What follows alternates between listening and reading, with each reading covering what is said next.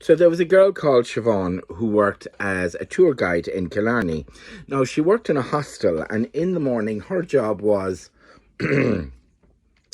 when people came out after breakfast, she had to give them details of the excursions and where the tours were going.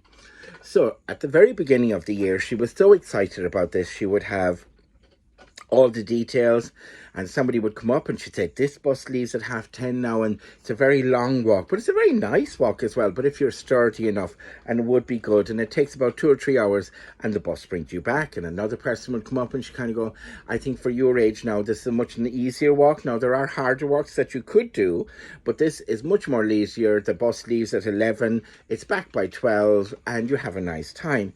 And she would go through all the bus timetables and all the details.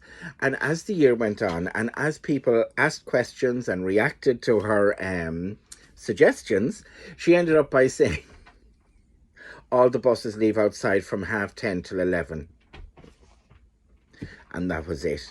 So I suppose really a tour guide has to pace themselves, not to make sure not to give too much at the start, not to listen to everybody. Of course, it's very important to listen to everybody, but if you let one person take over the group, then it's really hard later on to rein that person in when you want other people to speak, or you want to speak yourself, or you have a very important message to get across.